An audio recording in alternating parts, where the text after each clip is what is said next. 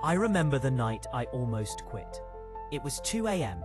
and I was sitting on the floor of my small apartment, surrounded by empty coffee cups and rejection emails. My laptop screen glowed in front of me, but the words I'd been typing for hours made no sense anymore.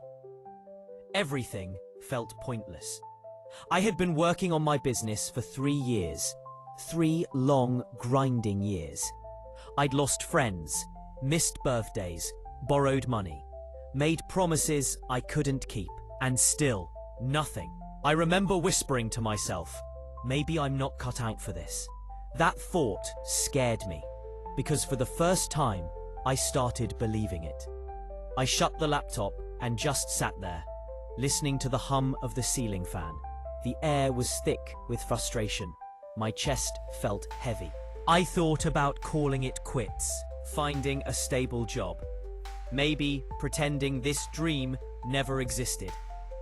But then, I thought about all the nights I stayed up late working, all the times I told myself, just one more try.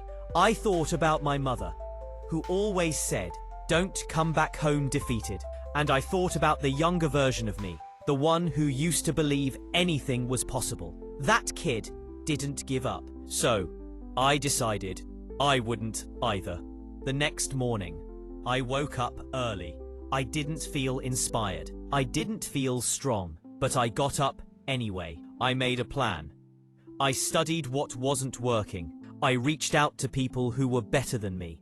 I listened.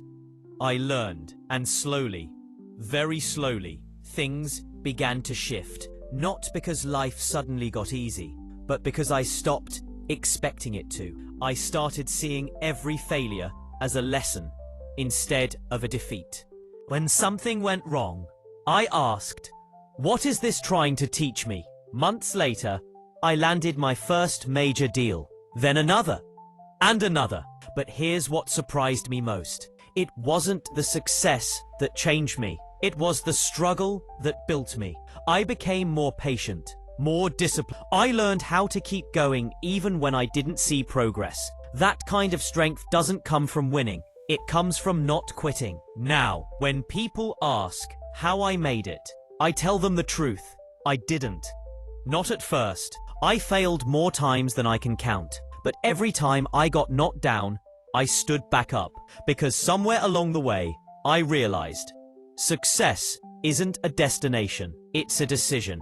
So if you're in that dark place right now, wondering if it's worth it, I get it. I've been there. But don't give up. Not yet. You're not losing.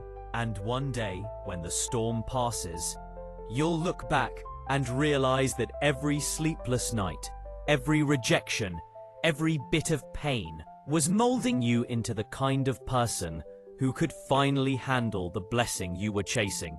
Keep going. Your story's not over yet.